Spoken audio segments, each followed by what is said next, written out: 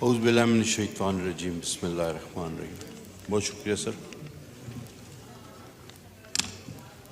मैं अपनी बात का आगाज़ नवाबज़ादा नसरुल्लाह खान साहब के इस शेर से करूँगा। कब अश्क बहाने से कटी है शबे हिजरां, कब कोई बला सिर्फ दुआओं से टली है। सर मैं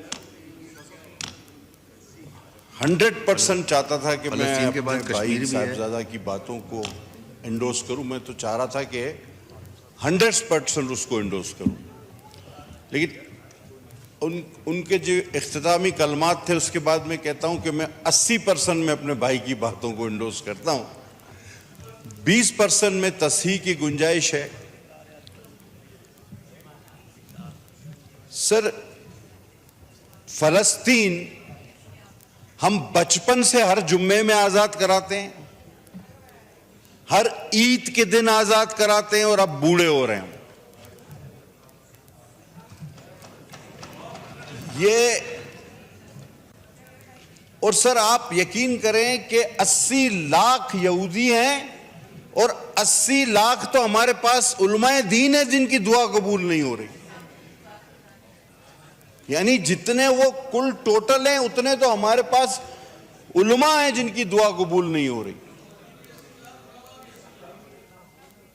उससे ज्यादा होंगे हमारे पास 25 करोड़ में, लेकिन अगर कमो बेश कर लिया जाए तो इतने तो होंगे। सर बात हुई, आप नजमुद्दीन अरबकान ने एक बड़ी खूबसूरत बात की। उसने कहा कि हम 1.5 अरब मुसलमान अभी भी अबाबिलों का इंतजार कर रहे हैं कि वो आएंगी और उनको मारेंगी, और कसम खुदा की अगर अबाबिलें आ भी गई तो वो उनको नहीं, पत्थर हमें मारेंगी कि तुम लोगों का ये हाल है। जनाब आली बात की कश्मीर और फलस्तीन की, और मैं हरगिज ये नहीं कहूंगा कि मैं टोटली जो है नॉन पॉलिटिकल रहूं। मैं क्लियर बता रहा हूं कि जो फैक्ट्स होंगे मैं उन पे बात करूंगा, फिर वो चाहे आपको पॉलिटिकल लगे चाहे आपको नॉन पॉलिटिकल लगे।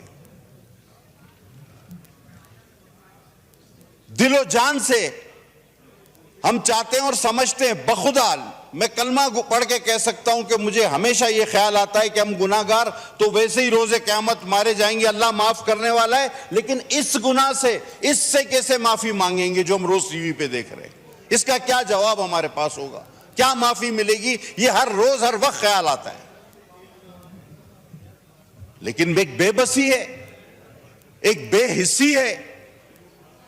आज आपको साहिबजादा साहब इस ऐवान की तारीख भी आपको मैं बता दूं। 3 बार एक ऐसी चीज हुई है कि जिसकी मिसाल कभी मिलती नहीं। वो कौन सी 3 ऐसी चीजें हैं? सर एक, इस हाउस में इस्राइल के हक में तकरीर हुई है और कहा गया कि उसे तस्लीम करो। आप रिकॉर्ड उठा के देख लें वो किस जमात और किस रुकन ने की, और उस जमात ने अपने उस रुकन की कोई बाज पुर्स नहीं की, कोई एक्सप्लेनेशन उसको नहीं दिया, ना उसको कोई सस्पेंड किया, ना उस पर कोई कार्रवाई की। That means that was matter of policy.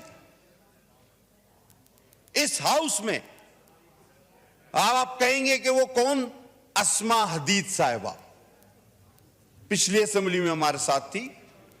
उन्होंने यहां खड़े होकर तकरीर कहा कि भाई तुम लोगों को मसला क्या है, अपोजिशन वालों को। हम अपोजिशन में थे, हम अपोजिशन में थे। उन्होंने कहा रिकॉर्ड मौजूद है, रिकॉर्ड मौजूद है, आप उठा के देख लेना, रिकॉर्ड मौजूद है, आप रिकॉर्ड उठा के देखें। अस्मा हदीद साहिबा ने कहा कि तुम लोगों को मसला क्या है, इसराइल को तस्लीम नहीं करते, और साथ साथ ये भी कहा रिकॉर्ड पे, उन्होंने कहा कि जब हम दुरूद बेचते हैं नऊज़ुबिल्लाह तो उन पे भी बेचते हैं, तो जब दुरूद बेचते हो तो उनको तस्लीम करो। लफ्ज ब लफ्ज मुझे याद है। अच्छा अब दूसरी, अब दूसरी एक अनोखी बात आपको बताऊं। अच्छा, एक ही जमात है कि जिसने किसी यहूदी के लिए बाकायदा कैंपेन चलाई हो। अब आप ये भी कहे मैं नहीं पता।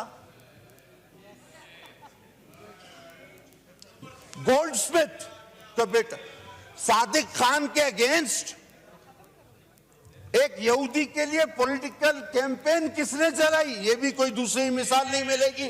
अब तीसरी पे आता हूं,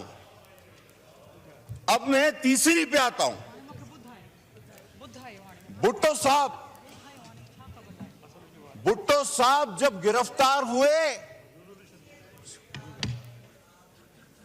तो पूरी इस्लामी दुनिया के सरबराह उन्हें मांग रहे थे और कह रहे थे इसको फांसी मत देना, यासिर अरफात समेत।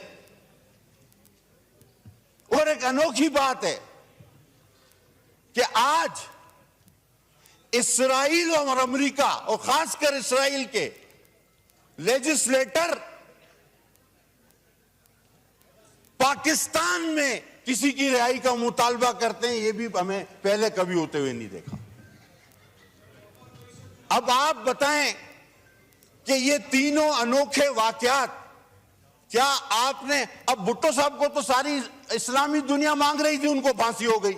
अब किसी और को सिर्फ इस्राइल मांग रहा है, तो मेरे ख्याल में वो जिस तरह के हालात है तो छुड़ा के भी ले जाएगा। और सर, थोड़ी देर पहले हमारे उस तरफ चीफ विप साहब थे, उन्होंने स्पीकर साहब से भी कहा अब बात तो सिर्फ इस्राइल पे करनी चाहिए थी, तो फिर वो निकल गए कि जी नहीं, हमने करारदाद जमा कराई थी। सर, ये इतनी बेहिसी कैसे हो सकती है कि मैं उस रोज चीख चीख के कह रहा था कि मेरे भाई मेरी बात सुन लो, थोड़ी देर के लिए नारे मत लगाओ, ये पाकिस्तान की बका का मसला है। नहीं सुनी गई बात। और हमारे अराकीन ने वहां जाके ठोड़ियां पकड़ी कि यार थोड़ी देर तो बैठ जाओ, नारे हमेशा लगा लेते हो। कहा नहीं, क्या करो, यह करो, वो करो। तो भाई वो भी तो यही कैनाल का मसला था। अब आप कहते हो नहीं, पहले हमने तो उसी दिन जमा कराई। 40 लोगों ने हुकूमत और अपोजिशन से उस पर बहस की, आपने नारे लगाए, बायकाट किया। अब कहते हो नहीं, पहले हम। आपका तो पीछे से पहला नंबर है, आगे से नहीं। अब जनाब आ जाएं, आगे चले। उस दिन बात हुई जिसका मैं जवाब देना चाहता था, आज जवाब इसलिए दे पा रहा हूं क्योंकि उसके बाद से हाउस ही नहीं चला, कोरम पॉइंट आउट होते रहे। सर, एक चीज और भी है, हमारे दोस्त तारीख में थोड़ा सा पीछे भी देख लेना तो एक कैनाल जलालपुर की 2018 की गवर्नमेंट ने भी अप्रूव की थी और उसका संगे बुनियाद वजीर आजम रखने जा रहे थे, वो भी इंडस का पानी था। हम उसकी भी मुखालफत करते थे, हम आज भी हर कनाल की मुखालफत करेंगे। और मुझे बड़ा अफसोस हुआ कि सर, ये जो वजीर आजम के बाद सबसे अहम कुर्सी होती है, इस कुर्सी के कुछ सर अपने भी फराइज होते हैं, कुछ उसकी इज्जत रखनी होती है। बेदरेक वहां पर बैठ के झूठ नहीं बोलना चाहिए। इन्होंने एक कागज लहराया कि जी ये देखिए फलां ने इस मंसूबे की मंजूरी दी है। अभी इनको इतना अकल नहीं, इतनी समझ नहीं, इतना इल्म नहीं कि वो मंजूरी का फोरम ही नहीं, और उनके जो ख्यालात थे, जो उनका तासुरात थे, जो उनका फैसला था, वो उन्होंने आपके सामने मुश्तरका इजलास में सबके सामने बयान कर दिया कि जो कि बिल्कुल ये था कि नो नो नेवर। लेकिन चूंकि सियासी पॉइंट स्कोरिंग करनी है। और उस दिन कहा गया कि जनाब एक गैर आईनी तरीके से 9 तारीख को एक हुकूमत को खत्म किया गया। मुझे आप ये आइन कॉन्स्टिट्यूशन आपके पास पढ़ाए, मुझे आप नो कॉन्फिडेंस पढ़ के सुना दें, अभी सबको पता चल जाएगा कि that was the only constitutional no confidence only. तो फलस्तीन पे तो मैंने बात की, तो आपने उसके हक में तकरीरें की हैं, इसीलिए तो उठ के चले गए थे आप। अभी आ रहा हूं फलस्तीन पे, अभी दोबारा आता हूं फलस्तीन पे, थोड़ा हौसला रखो जनाब। इन्होंने ये कहा नो क्रॉस टॉक, अब चेयर को एड्रेस करें प्लीज। सर अब उनका दवाई का टाइम हो गया तो मैं क्या करूं। सर बात यह है कि जिस दिन सलामती काउंसिल की मीटिंग हो रही थी तो राय फरार इख्तियार की गई। अब उसकी असल वजह क्या थी मैं उसमें भी आता हूं। लोगों ने कहा जी इसको नहीं बुलाया, उसको नहीं बुलाया, इसको नहीं बुलाया, ये बात नहीं थी। बात असल में ये थी कि जिस तरह की तकारीर वहां से होती हैं तो वो तो यहां खुद आके बैठे हुए थे, तो उसके सामने कौन बात करेगा। उसके सामने हिम्मत ही नहीं थी बात करने की। वो जो यहां बैठे थे 3 लोग, उनके सामने हिम्मत नहीं थी। रात तक आपस में ये होता रहा कि तुम बोलो, बाद में कहा जाते ही नहीं, बाइकाट का बहाना बना लेते हैं। इसके सामने बात कौन करेगा, इनके सामने तो हिम्मत ही नहीं। अब पीठ पीछे बात जितनी चाहे करा लो। वो मौजूद थे तो अब बात करते ना कि जी ये डी चौक पे भी नहीं आने देते, ये रात को उठा लेते हैं, ये डालों में ले जाते हैं। वो मौजूद थे, हिम्मत नहीं थी ना, मान लो हिम्मत नहीं थी। और कहा जी कि बाजवा के जरिए आपने जो है वो एक करारदाद, यार आपने तो हाजिरी भी कर्नल के जरिए लगवाई है सहवान में। ना कर सकता है कोई कसम खाएगा मेरा भाई, कोई दुरूद पड़ेगा कि बात गलत है। यहां तो हाजिरी भी कर्नल के जरिए, कोरम भी कर्नल के जरिए, बजट भी कर्नल के जरिए, इस पे भी तो दुरूद पड़े, कसम खाए ना आप। और फिर कहा गया अचकजई साहब के लिए और अख्तर मेंगल के लिए कि जी देखिए इनके साथ बड़ा जुल्म। तो क्या पीडीएम का हिस्सा नहीं थे अचकजई साहब और मेंगल साहब? क्या उस नो कॉन्फिडेंस का हिस्सा नहीं थे अचकजई साहब और मेंगल साहब? वो भी तो इसी का हिस्सा थे। तो यानी कड़वा कड़वा, थू थू, मीठा मीठा, हप हप, जो आज आपके साथ आपको सूट करे वो ठीक है, जो नहीं करे वो गलत है। और सर वो हुकूमत क्यों बनी थी? वो जो तकरीर थी फलस्तीन की, that was a policy statement, वरना उस पर बहुत बड़ा रिएक्शन आना चाहिए था। 4-5 काम होने थे उस हुकूमत में जिसमें हमें अल्लाह ने बचा लिया। 2 तो हो गए। अब साहिबजादा साहब ने कहा फलस्तीन और कश्मीर में तवज्जो चाहूंगा आपकी। कश्मीर कब गया मुझे बताएं।